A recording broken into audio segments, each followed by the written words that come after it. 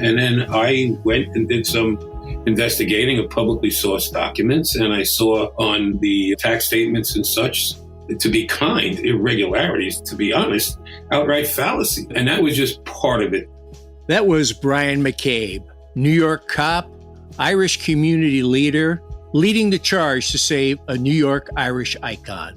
And I'm John Lee. And I'm Martin Nutty. Welcome to another episode of Irish Stew, the podcast for the global Irish nation. This episode of Irish Stew is sponsored by Ireland of the Welcomes magazine, celebrating 70 years of Irish history, tradition, culture, and community with outstanding photography and inspired writing. Get Ireland of the Welcomes delivered to your door or give a gift subscription and keep the Irish legacy alive for generations to come. Subscribe today online at irelandofthewelcomes.com. Hey everybody, this is Martin Nutty and welcome to another episode of Irish Stew, the podcast for the global Irish nation. And I'm joined here in our studio by John Lee. Happy New Year to you, John.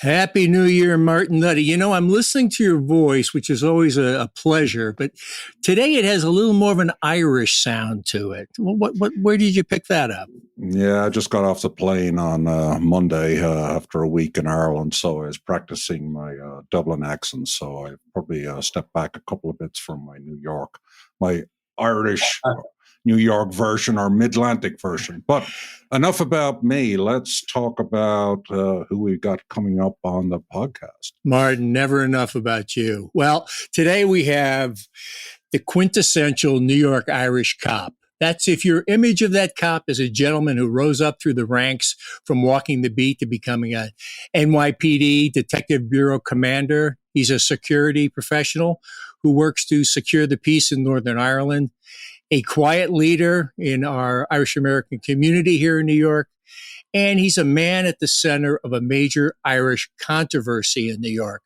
the potential demise of the 125-year-old gem of Irish America, and in many ways an uncut gem, the American Irish Historical Society. Brian McCabe, welcome to Irish Stew. Thank you, John. That's very, very kind of you. Just a point of clarification. I was the commanding officer in the Detective Bureau of the Manhattan South Homicide Squad. But, when I gave the introduction, I was going to say, correct me if I'm wrong. So I am. But thank you so much for your very kind introduction. And it's great to talk to two old friends again who are pretty much aware of everything that's been going on with the AIHS since it started. There's a lot of I think there's a lot of misunderstanding about exactly the process that took place and how involved it really was. Many people are have the impression that it pretty much started with the sale being the attempt to sell the building being announced, but in reality, it started well before that. Well, Brian, let's hold that thought a minute because we do want to find a little bit more about you before we focus in on the American Irish Historical Society and some of the other amazing stuff you've done. So let me kind of set the scene here. We're going to learn more about this and really focus in on this important story happening right now in New York. But I want to ask you a question that's really at the center of what we do here. We have the global Irish nation conversation. Mm-hmm. We look at new ways to look at Irish identity. Mm-hmm. And I'm going to come back to you with a word that I've heard you use. Brian, what does paddywhackery mean to you? Well, first of all, thank you. Thank you for allowing me to speak of other things. It's just that this cause has been all consuming for the last few years, and we'll get to the end of it. Paddywhackery, I try to be a little circumspect as I age. Paddywhackery would have been something that I would be embarrassed about. Paddywhackery would be to a lot of people who want to, who do not have a clear understanding of Irish America, and at times the embarrassing behavior of some people who identify as Irish American, without a real appreciation of their heritage or culture, they could get involved in paddywhackery, which is it kind of feeds into the narrative of people who have always disrespected the Irish, whether at home or in the diaspora, as being somehow less sophisticated, less worthy of attention, and people who are just they have wonderful music and they tell great stories and all of that. But at the end of the day, they don't need to be given the respect that a nation of ours has earned through actually millennia. So paddywhackery is kind of that stage Irishman type thing, taking the mick out of somebody, reinforcing negative stereotypes. You see it every St. Patrick's marching season when the commercial interests try to hawk just this disrespectful T-shirts about drunken Irishmen or Irish women, and associating that with our national and our cultural identity. So I wasn't a fan of paddywhackery. Now on the other side, and there are other groups, and one of the beauties of growing up in such a multicultural and such a diverse city as I did in New York, and being able to serve all communities in New York, is that one of the things that I've noticed, and I can give a little leeway to people who engage in some good-natured paddywhackery amongst the tribe.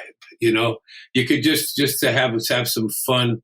I could see that happening. But as we're presented to the world, paddywhackery is something that's done a disservice to us for generations, in my humble opinion.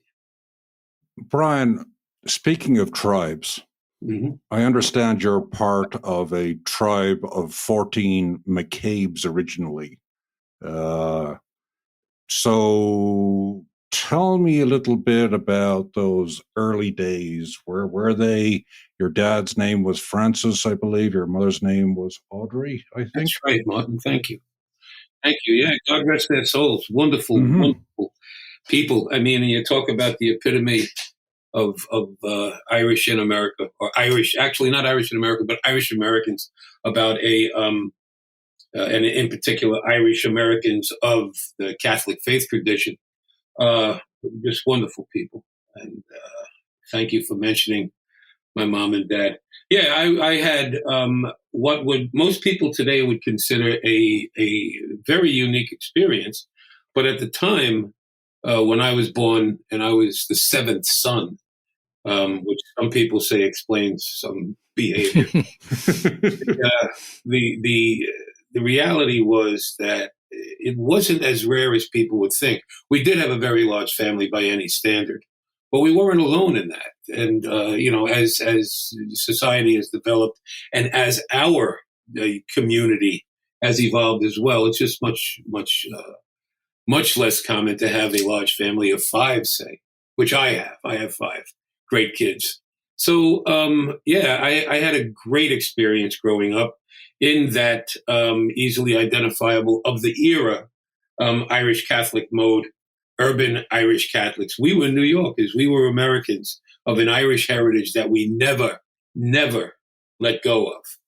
There's a lot of misconception about the Irish American community, and we were raised in the tradition to fully understand how important our heritage is, to know about our history, to know about the history of our nation in the United States, how important that was, but also our place in that and what we did to make this country achieve the heights that it did. And also our own history, our history in Ireland, history. One of the things that I find at times difficult to countenance is when I hear people who claim to have an Irish heritage disparage newly arrived immigrants, or not have a type of compassion for people, when I think that as a defining immigrant experience, the Irish in this country as the outsiders, particularly the Catholics as outsiders, and frankly oppressed people, is something that rather than once we've reached a certain level in our society, it's one that should actually encourage us to be more compassionate to the people who are newly arrived and recognize that shared experience. And actually, one of the things I thought the Irish in the American Irish Historical Society was that building on Fifth Avenue was a beacon to all who came, the Irish and those who came after us. So I was raised with that in a family of 12. Which believe me, we had there were 14 of us. My brother Dennis had been born. He was profoundly disabled, and he passed away within a year. And my mother also had a stillborn daughter. But those souls in my mother's eyes were still very much with us. But growing up with 12 was fun, in a way.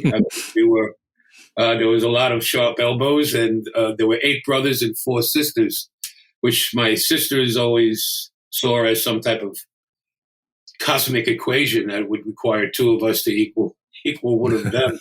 But there were 12 of us, and we originally, the immigrant part of my family. One of the beautiful things about and what maintained our connection to our culture.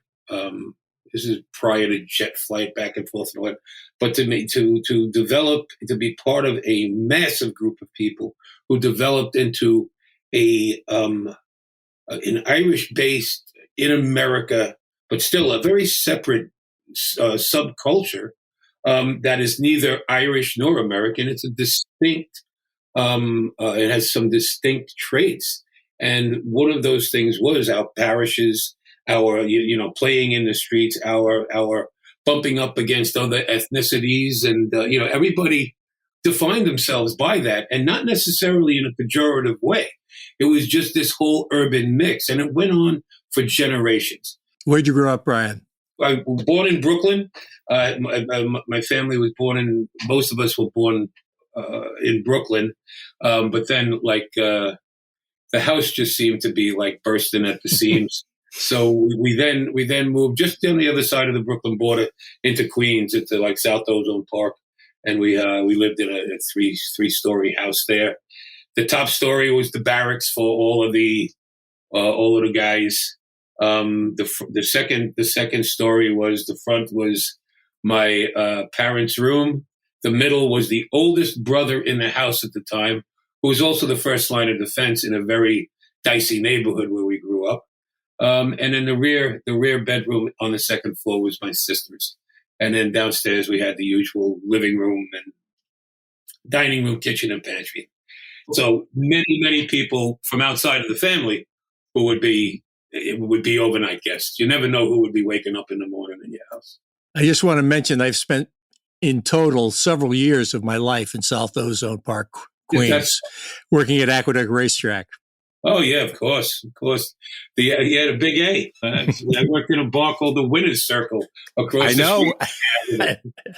So let me ask you, Brian, about that deeper background, right? As I understand, I'm not sure if it's your McCabe line, but they came over on Black 47 on that actual 1847 year.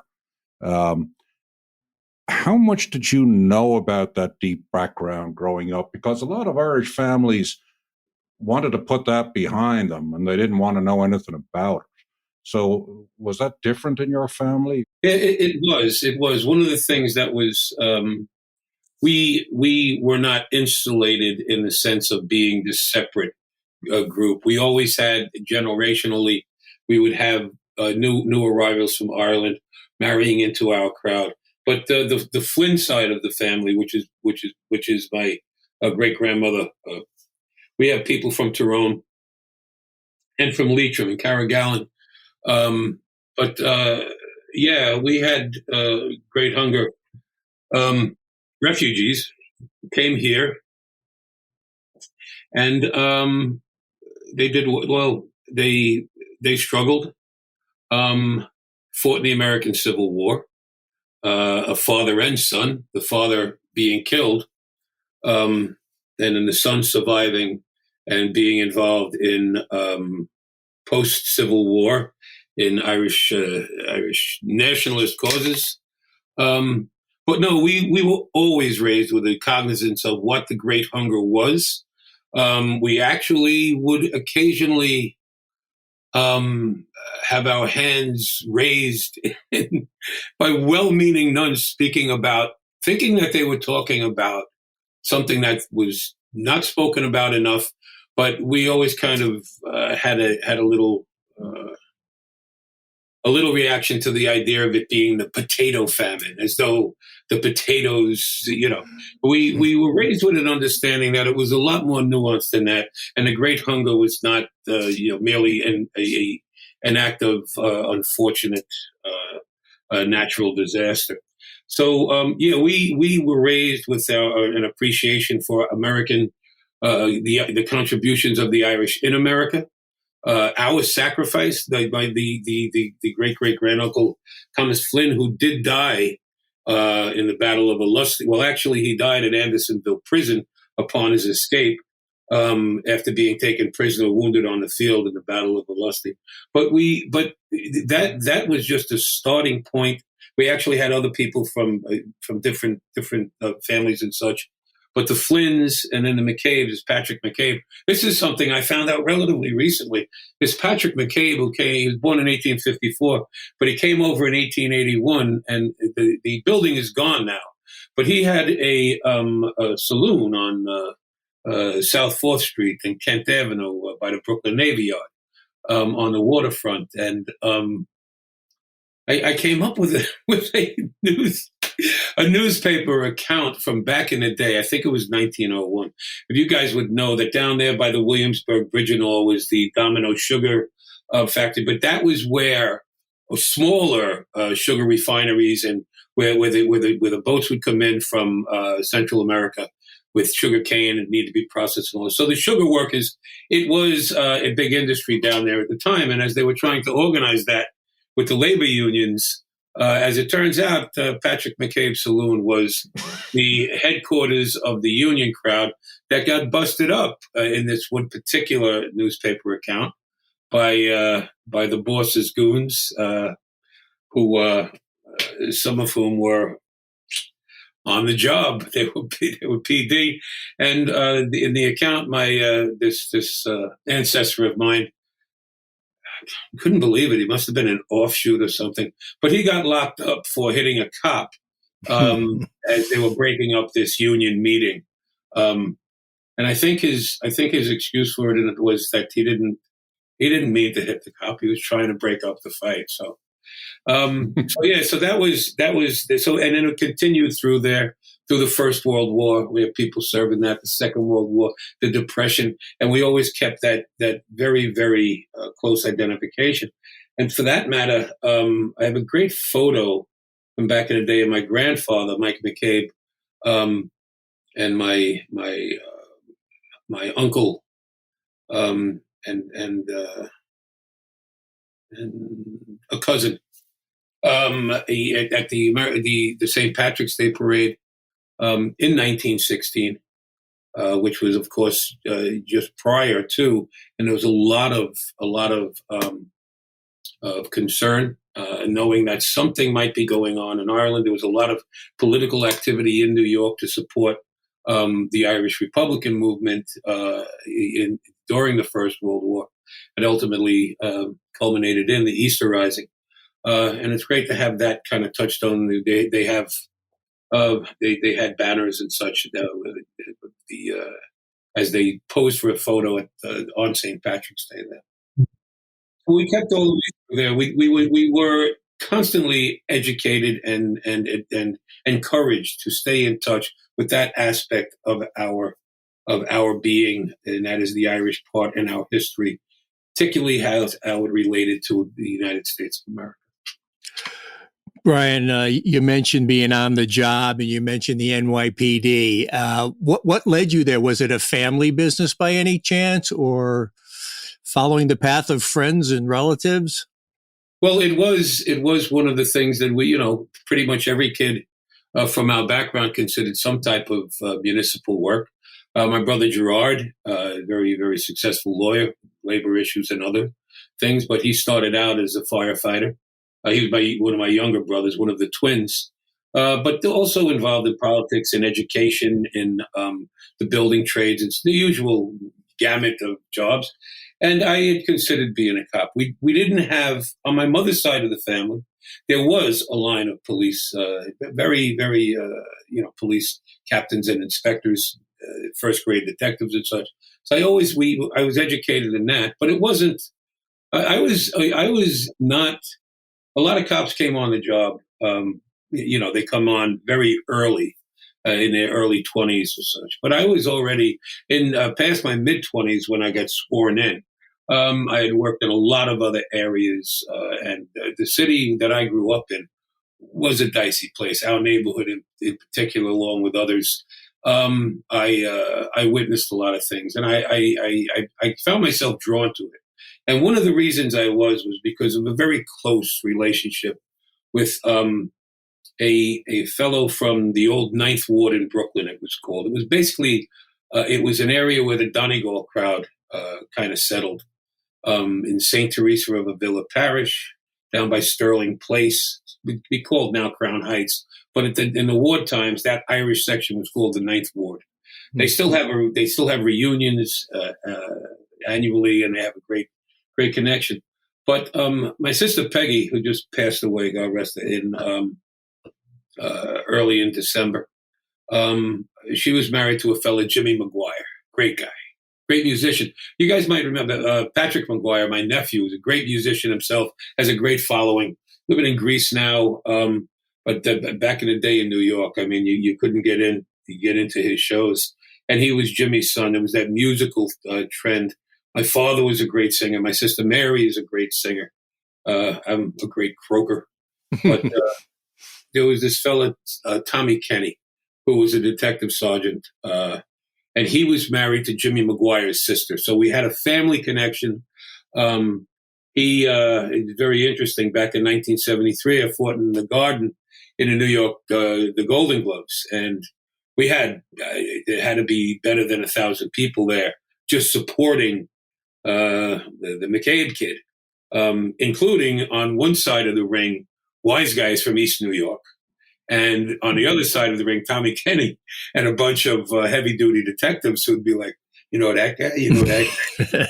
And so Tommy was he wasn't a big guy, but he was very brilliant, a very intelligent man. And he epitomized what I thought a cop should be. He was a great detective commander, supervisor, special assignment, sergeant of detective squad. Involved in some tremendous cases, but he always approached them with a smile. He always had a great way of looking at things, and he was all about the service aspect of it as well. But so when I did come on the job, he was kind of my rabbi, if you will, and I learned a lot from Tommy, and he guided me in ways that I could never have hoped for if I hadn't been associated with him. And although I had a number of opportunities to get involved in different aspects of police work, emergency services or any of a number of career paths in an organization as large as the NYPD, there are so many different aspects that you could explore. But I always saw all I wanted to do was to go out on the street, and I did on the west side of Manhattan. Hell's Kitchen and Theater District and all that. I had a great experience for many years fighting street crime. And then I thought the culmination of any street cop's career would be an assignment to the Detective Bureau. And I was fortunate enough to achieve those goals. So talk to us a little bit about that transition from the beat cop to becoming a detective. Was that what you would hope to do right from word go, or was that something you learned along the way? I think I want to go this direction. No, thanks. I kind of think when I decided to go all in, I mean, as I said, I had worked in a number of other things as a young man before I got sworn into the PD, including tending bar in some very, very interesting places, which I would recommend as, there is the requirement, the educational requirements for cops these days. I think that 6 months behind a bar of a busy New York saloon might be one of them as far as learning de-escalation and psychological dealing with people and all of that. It's not the worst way to go about it. But I actually did want to. I saw the logical progression of what I wanted to do as becoming a detective, and that started with. I mean, at one point, I started as a patrol officer in uniform. Loved it. Would walk a beat with my nightstick out. I knew all the people, knew the good people. I had great relationships with people. But once again, I came on a little bit older, and I grew up in the city. And so I think I was a little more prepared emotionally, psychologically, and I kind of had a sense it's a big, tremendous amount of people I'm dealing with on any particular day. But I had an eye for kind of who was up to no good, and I also developed great relationships with people, residents there, who liked, frankly, back in the day, crime was rampant, and a lot of things we don't have now, over the surveillance state and all of that. It was a lot of it required a lot of hands-on and shoe leather police work to turn that corner, which we did in the 80s and 90s when we had hit precipitous levels of homicide. I'm very, very saddened, by the way, to see how things, for ideological purposes, are kind of swinging back. I don't think ideology should enter into it when working class people can't get from their home to their job and back again without worrying all the time about whether or not they're going to make it. And that was my experience back in the 70s and the 80s. So I always saw, I mean, it was a lot of fun as well, frankly. A lot of chasing people over roofs, tenements, Oh no! down fire escapes, building sites. The Chris Byrne, you guys might know, Chris Byrne and I were partners in the anti-crime unit. So I had long hair and a earring and a beard, and I drove a cab, and Chris was my passenger, and we interrupted a lot of street crime, doing that kind of work. And so the logical progression from that would be, I went from making a lot of street crime arrests and it was frankly, if you wanted to work, there was no dearth of work to do. And so I was a very active cop. And the next step would be to get into an investigative kind of a hybrid from the logical progression from the anti-crime plainclothes into what a step into the Detective Bureau, which was back in the day the Robbery Identification Program, which was an adjunct of the Detective Squad, where you not only you would investigate robberies, street robberies, you would develop patterns. You would know you would develop what crew was running, and and we were able to make arrests. I mean, it always culminates. The fun part in like putting the bracelets on somebody who's committed these type of crimes. I don't. There are things that you can understand as being, all right, the guy ran afoul of the law. Doesn't make him a bad guy, and maybe maybe there are things we could do to save him this. There were a lot of people, as we used to say, that we unarrested than we arrested back in the day. It wasn't a case of just looking to throw people behind bars. But then again, the violent crime that took place back then, the rampant robberies and assaults and stabbings and shootings, there was no, as far as I was concerned, tell it to the judge, man. You're doing this, and we find it. We're going to do it. We're going to lock you up. The thing is, though, a lot of people don't understand, and what makes it, to your point, Martin, that transition is that for a lot of people who were involved in law enforcement, who weren't involved or didn't see the biggest picture, their involvement, they would hope, would end with an arrest. But the reality is it ends with a conviction, and you have to make sure you do everything right, and that you got the right person, and that it's done in an appropriate manner, so that you could do a great job. And if you cut investigative corners, you can lose a case. You could have evidence thrown. And So it's a matter not of finding who you need to lock up. The investigation of crime is about establishing the truth of what happened, and then generally that will put you in a direction where you'll be able to find out who's responsible. You don't want to get tunnel vision immediately upon being advised of a case because you want to get somebody responsible for it. It's a recipe for disaster. So that's how I proceeded the robbery identification program, and from that I got a detective shield and went into the detective bureau. Then I was picked up by the homicide squad. And then I made boss and went back on patrol for a while, which was a lot of fun. I had, the usual ratio would be one sergeant for the squads that you had, one sergeant for roughly 10 cops. And at one point I had up to 20 because the commanding officer was like, give this. And usually they were kids who were having some trouble in understanding their job. And I got great results. I worked with a lot of great young guys, and I was able to give them, I supported them. I made sure, do the right thing and make sure you do your work and nobody else is doing your work for you.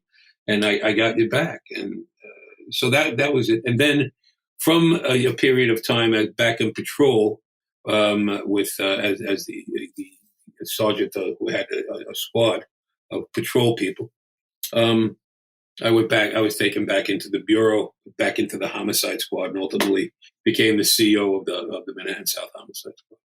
One thought on that: it strikes me that the decision to go into homicide work can't be easy. You see some pretty darn ugly things.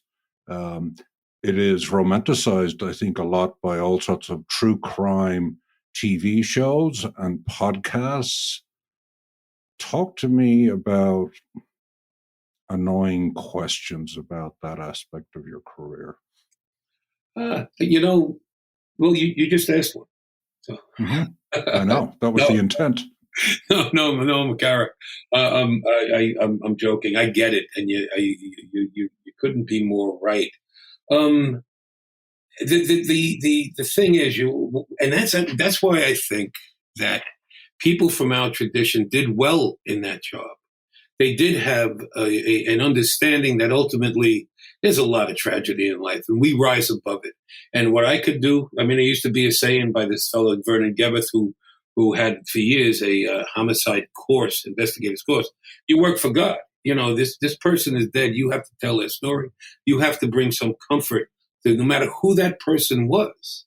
I'll give you a classic example. There was a case, they called her the West Side Jogger, right after Central Park and all that. There was a case of this poor young woman.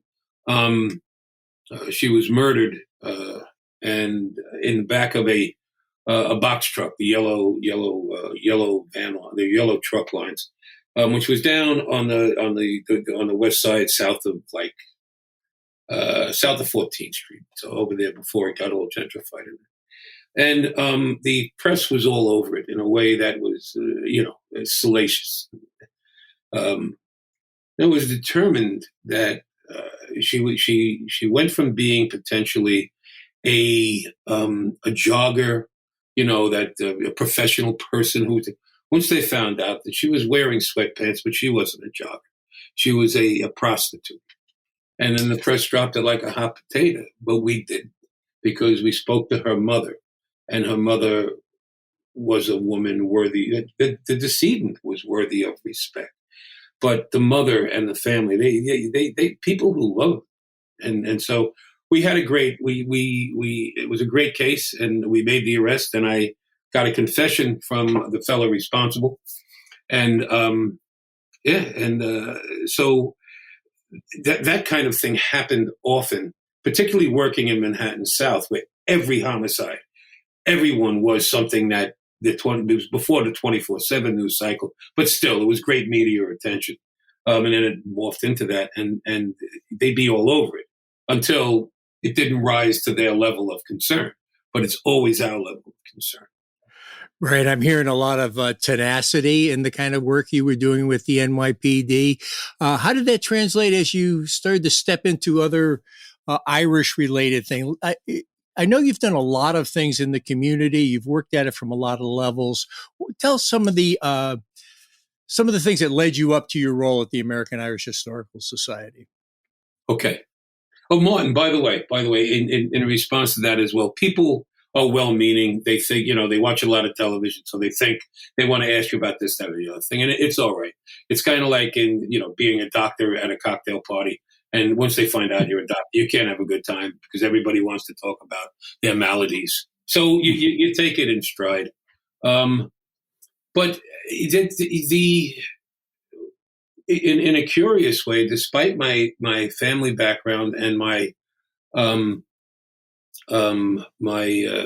being raised with an appreciation of our tradition, heritage, and culture, when I came on the job, I found people like me, very much similar to me, family-wise, schooling, working class neighborhoods in the city, and they also had, to one degree or another, they were Irish American, either first generation or even 3 or 4 generations. It was still part of our same community, and we celebrated that in a way that I found frankly stirring, and it attracted me greatly. Like the Emerald Society, the pipe band, I marched proudly in uniform for 30 years down up Fifth Avenue, and we'd march past the American Irish Historical Society. And even though, we would see that it was a symbol, it was an iconic symbol. And a lot of people were like, it was good to see the flags flying. And we'll see that again very shortly. But also, hey Brian, before yeah. Just we keep talking about the American Irish Historical Society. Just mention the significance of the address, what this thing looks like. Well, it's a Beaux-Arts building. It's phenomenal. It's directly across the street from the Metropolitan Museum of Art. It's at 991 Fifth Avenue at 80th Street. And it's just a very impressive, lovely, old building. And it was facing Fifth Avenue. The parade would pass it every year. I used to say that the bookends of the St. Patrick's Day parade had historically been St. Patrick's Cathedral down at the south end, only a couple of blocks north of where the parade actually started, and the American Irish Historical Society, where a couple of blocks beyond that was where it would end. And that's a very salient point, because I became known myself and my family were involved in a lot of Irish community. My father founded the Irish American Association of Queens, New York. I mean, I was marching in parades when I was 6 and 7 years of age behind a banner identifying our community. And it was good to find that I also had like-minded people of a shared tradition. One of the beautiful things about the NYPD is that even as the demographic changed and more people came in, that the organizational ethos still very influenced and very proudly of a Celtic tradition, including the pipe band playing for everybody, and how evocative that is. But as part of that, I also got involved in a number of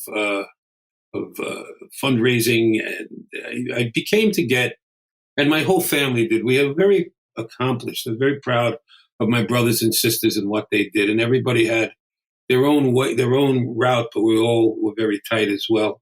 But me being in the having the profile that I had, and I don't mean to say this in some kind of 2023 celebrity type culture thing, but I was getting very well known in our community because I was a Manhattan South detective and homicide detective and then detective boss.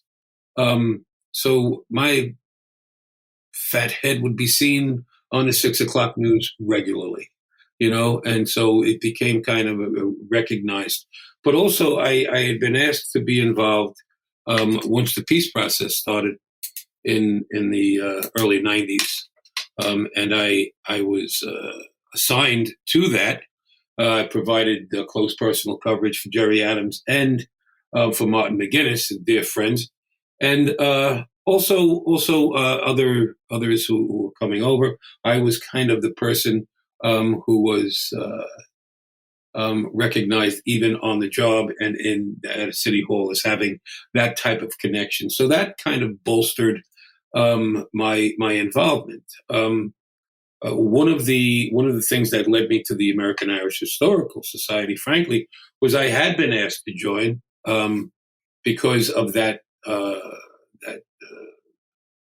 posture that I had, or at the time in the '90s, and being involved in Rocky Sullivan's bar, my old partner Chris Byrne and Patrick Farrelly, which was a great in the mid to late '90s on Lexington Avenue. It was a great center for. I mean, at the time, everything Irish was happening.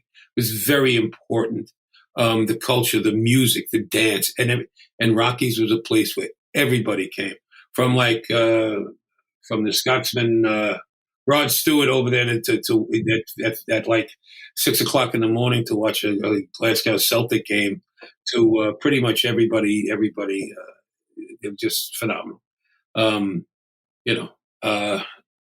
So being known and being recognized in that community, I was asked to get involved in the AIHS. There had been some problems with people going to the door, but they really wanted me to utilize my connections, whatever influence I could, when they decided to end the parade a block south of the society, which everybody felt was, it should have been included in. They used the cookie cutter approach.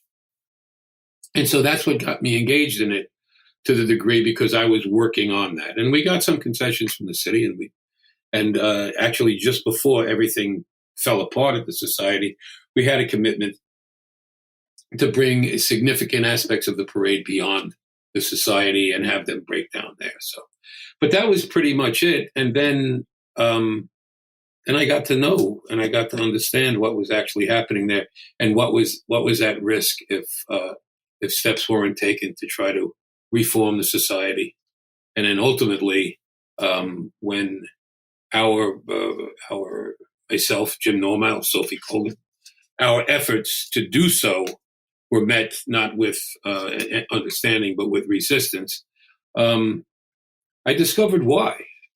Frankly, a lot of people thought that the effort to save the society began with the proposed sale, but that had been proposed to me 6 years before, and I said, it's a nonsense. That cannot be done.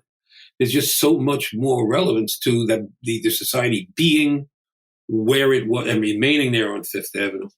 And so that's what kind of started things. And then I discovered, why are they looking? I just delivered the highest grossing dinner involving organized labor, their gold medal dinner, shortly before they made a move to oust my leadership team, which was myself, Jim Normile, Sophie Colgan at B&M, as you guys know, who did a wonderful job in throwing the doors open, letting new people in, shaking the dust out. It had been too long an elite proprietary organization, and we were looking to return it to the people and to everybody who has an appreciation for the Irish contributions to America. I found that there were some irregularities that needed to be investigated, and that we were considered a threat to the reigning cabal. And so, unlike others who were in our position, who had reached leadership level, and then when there's a honeymoon period, it's like, this is beautiful. Then you start asking questions. Then you start trying to affect change. Then they were shown the door. The only difference was it was beyond the people who had come before and had tried to affect change to whatever degree. They weren't up for the fight. And when they were shown the door, they went out the door. And when I was told that I would be shown the door, basically it was told, you're either going to resign or we're going to vote you out. So I'm like, so you're giving me the same option that Hitler gave Rommel, right? You're either going to commit suicide or we're gonna shoot you. So I'm like, you forgot that there's a third option, and that's you're going to be challenged on this, and I will go to the wall because this is just too important an issue. And there are people who have said that the gentleman who had been President General for many years, that in the 70s he saved the organization. And I'm one who would have been, I would have accepted that. But once I started seeing exactly how things were run, I came to an understanding that he did not save the society; he acquired it, and then it became a proprietary interest where the mission of the American Irish Historical Society was secondary to their own familial mission and their belief that that it was one and the same, and it frankly was not. And I was concerned about priceless documents that were being allowed just to disintegrate, and the collection and all of that. And once again, to be clear, that investigation is not over, and it will continue. And I will make sure that, and I've got a commitment from the AG's office. It did wonderful, wonderful work, and I've been working with them for 4 years to see a change in governance. Now we could take a breath and make sure that the mission of the society and that the board that will be installed will be appropriate to the mission of the society and to our community. Hey, Brian, you mentioned AG, and we have a global audience here on Irish Stew. So I wonder. I'm sorry, the Attorney General of the state of New York, the top law enforcement, the official in the state of New York, and the second most powerful political position in the state of New York, Letitia James, who is a wonderful person, who we've got personal commitments. She's total respect for our history of Irish America. She knows about the New York Irish, and she's just wonderful and very, very committed to making sure that the right thing is done there. And so there's a transition period now. The prior board has been dismissed. There is an interim board of professionals whose job it is who are engaged by the AG at times when there are. This would fall under the Charities Bureau as a cultural or charitable organization. And their responsibility is the new board.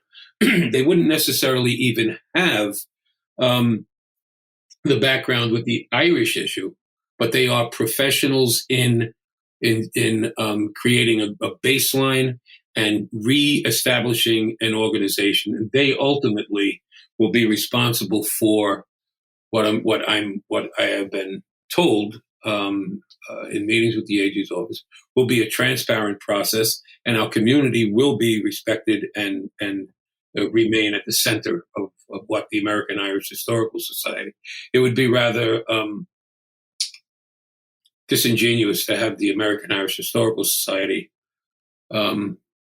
not respect the wishes of the American Irish community. And so they get that, and we're very, very interested in seeing how this is going to work out. And I have committed myself, and I've promised them to be available during this process. So, Brian, let me ask you about, you mentioned Tish James and bringing the Attorney General of New York into this process. This institution, and I was involved with it at your behest from 5 years ago, and spent a lot of nice time in the beautiful townhouse on Fifth Avenue. But my question is, or my observation is this: it is a small organization, not a very large budget. It has a beautiful premises that's very valuable. Initially, when the attempt was made to sell it a few years ago, I think it was offered $47 or $49 million, which is vastly outstrips its annual budget, as I understand it. Um, given how small this charity is in all the ferment of New York charities, talk to me about how you managed to get the attention of the Attorney General. Because I'm guessing that this is not the only charity that the Attorney General's office has under its purview that has significant problems that would be akin to what was going on. Absolutely. That's an excellent question, Martin. Basically, it's this. The society, the building itself had been assessed at like 87 million at some point. Their initial ask was something I think of 55 million, and then in a last desperate attempt to sell it, they had reduced the price. The bottom line was once I went to the Attorney General in the summer of 2019 was our first meeting. There was not going to be a sale. What they did was actually they shot themselves in the foot by announcing that sale, because it was a lonely struggle for quite a while in trying to get the attention that was necessary. Although the Attorney General's office, to their credit, had been involved from day one. Wonderful attorney there. You might recognize her middle name. Karen Kunstler Goldman is the deputy chief of the Charities Bureau, and she. Just for our listeners, I'm assuming that she's related to William. She's William Kunstler. Yeah, she was William Kunstler. Yeah, who is at least in the 80s and 90s when I was here in New York, was a guy at the front of any kind of civil rights case. As far as I remember, he was kind of an iconic figure in the legal Absolutely. Sorry, please go back. No, not at all. Anyway, Karen Kunstler Goldman, she was responsible for the case, and she started investigating it or doing an inquiry initially. They don't want to get drawn into internecine disputes on the board. So what was needed was evidence. What they forgot was, I did have some professional background in developing evidence and scratching the surface. And so when I did, when I saw that the time that they made the move coincided with our success in getting a new business director in there. Now the business director would have to have access to the books, and once that became a person who was not under the direct control of the ruling cabal, they moved against us. So there was a little, they figure, all right, the jig is up now. This is it. It's going to be up. I'm like, no. Why? So you got to always look why. Why make the move now after all of the things that has happened? Why make the move now? And then I went and did some investigating of publicly sourced documents, and I saw on tax statements and such, to be kind, irregularities, to be honest, outright fallacies. And that was just part of it. The governance issue was huge, and the integrity of the collection, which is something near and dear to my heart. So when I brought all of this information, it started the process. In addition, throughout the intervening months prior to the announcement of the sale, which I believe was in January or February of 2020, they were working on it, and they would, they were doing it in the methodical and professional way that they do. What happened, and what I say they might have shot themselves in the foot, I was going down that road before. What happened was they felt an imperative. They better try to cash in on this building. Now, as I said, I was told years ago, why do we even need this building? I said, well, you need this building because it is exactly where it is. It's a symbol to millions of people who've passed here, and it could be, and should be this iconic monument on Fifth Avenue. As we go into a digital age, we'd love to see all of the archives digitized, and that's what needs to be done, and have it used beyond its walls. So we'll grow that. But the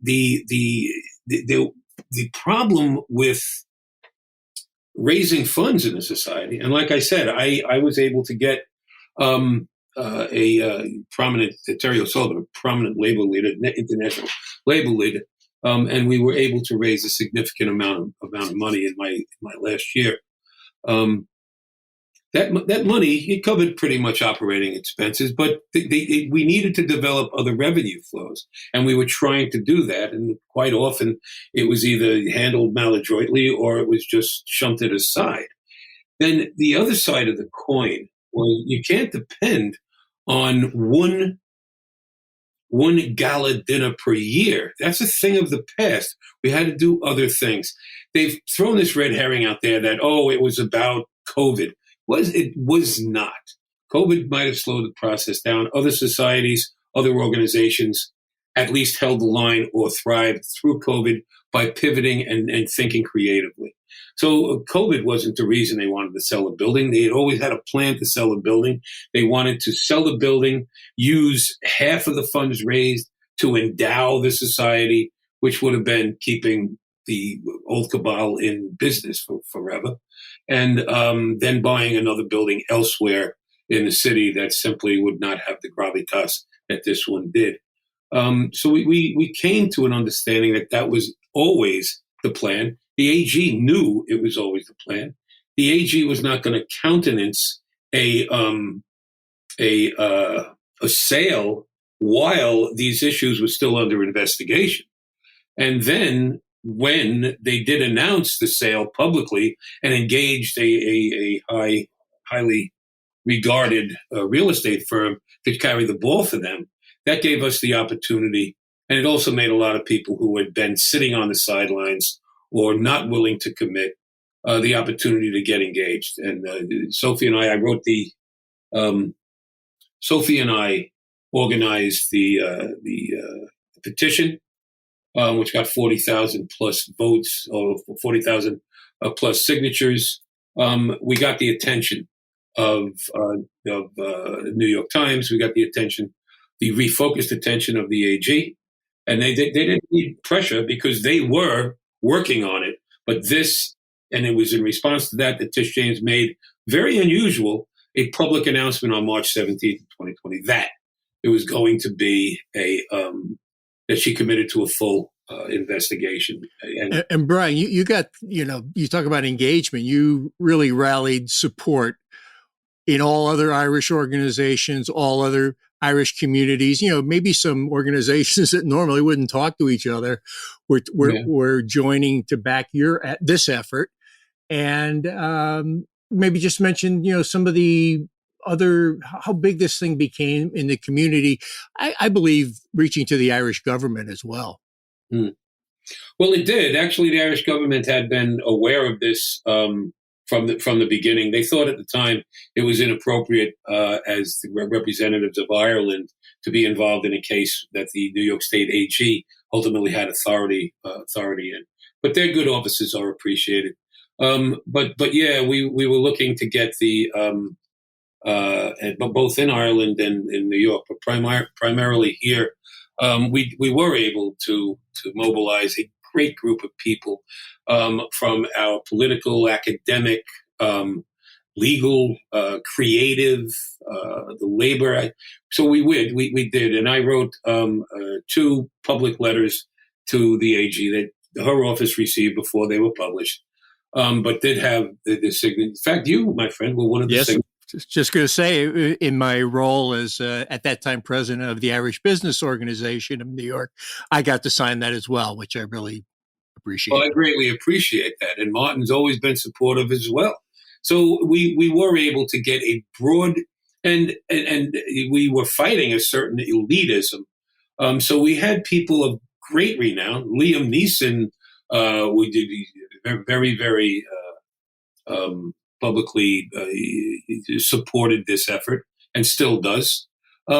So we were able to do that from what would be, for want of a better term, community leaders, people speaking for organizations, whether it was the GAA or the American Irish Legislators Society and the Grand Council of Emerald Societies, and many people from academia, many renowned writers and artists, and our political people from the political side of our community. So we were able to mobilize a great deal of support not only to stop the sale, but to ensure good governance, to reform the society by ensuring good governance. Of course, the sale needed to be stopped. That's what mobilized people. They said they are trying to push this. But we were able to, on the one hand, get the community, people who have recognized gravitas in the community to sign on board with us, as well as 40,000 others whose voices needed to be heard. And with that, we were able to also legitimize our struggle and to make it understood that this was no mere squabble among former board members and the sitting board, but an issue of vital importance to the American Irish community. I'm very, very proud of the fact that people did respond to that, and we'll continue the struggle until, as we said, it was about stopping the sale of the building, but the way to do that was to ensure good new governance, have these financial questions answered, and to ensure the integrity of the collection. And that's what's still being done, and we'll see that through as well.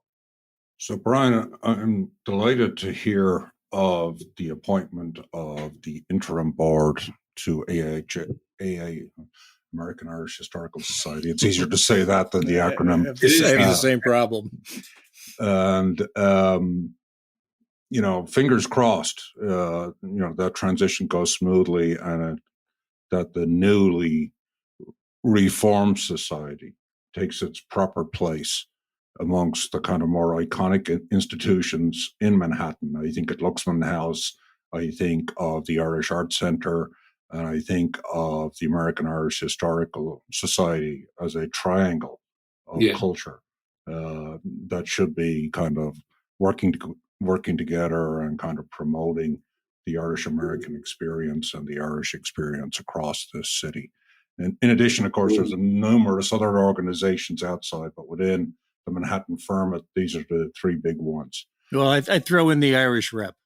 Yeah, absolutely. Sorry, mea culpa. No. Karen and Charlotte were also essential in this, and they one of the catalysts for my resistance was a very unfortunate incident involving them with the on the last night that the dead 1904, which was eminently suited to that building. Fantastic, unbelievable performance in space. Very, very, very supportive, and very grateful for them. So the Irish rep, absolutely. Yeah, it's interesting that we're actually recording this on January 6th, which is the Feast of the Epiphany, which is actually the date that the Dead, the short story by James Joyce, actually takes place. Exactly. Celebrating Women's Christmas in Ireland. Women's Christmas, that's correct. Women's Christmas in Ireland. And also, sadly, the anniversary of a very terrible event in our history here in Washington. Absolutely. Yeah. But we got a lot. It is, you can see, I still have my tree up over there. It's still there. This is the last day. We do the 12 days, and then that's good. And it'll be done. So, unfortunately, we're getting to that time in the podcast where we have to introduce our friend, Seamus Plug. So this is your opportunity to kind of plug something that is near and dear to your heart. Well, since this is the time to do that, I will do two. One is, of course, the American Irish Historical Society. We need our community and people who think like us, who are allied to our community, to stay engaged and to keep their finger on the pulse here. And so there will be more news coming. Watch the media. In addition, if anybody wants to contact me for clarification or for support, it's Brian E. McCabe at gmail.com. It's fairly easy. Brian with an I, E. McCabe at gmail.com. One thing I'd like to say to people at home in Ireland, if they have any opportunity at all, a very dear friend of mine, Damien Dempsey, is going up in the Abbey Theatre January 13th, and he's going to be in a run up until February 18th. We'll be over. It was my Christmas gift to my wife and my two youngest kids. Jean is 20, Josie's 17, and my wife Joan and I are going over for the last performance at the Abbey on February 18th. We'll have a massive party. But if anybody can get to see that, it's phenomenal. It's directed by Conor McPherson. It's called Damien Dempsey Tales from the Holy Well. And it's just Damien at a piano doing some songs, but also talking about his life, how he became the person he became growing up in working class Dublin. So it's something, if anybody has an opportunity to see, they won't be disappointed. That's great. Well, Brian, we look forward to hearing, tracking the progress of the Historical Society. Martin and I volunteer to put on a production there of a live podcast recording, bring you back on stage. So we're already working on the calendar of events for you. Look, Happy New Year, man. Things are going to get better. We're going to keep focused on this. We have commitments from the AG's office. I'm very comfortable with it. The new board, figure a 6-month period of time. Liz Stack from the Irish American Heritage Museum in Albany, her skill set as part of the interim board is very important.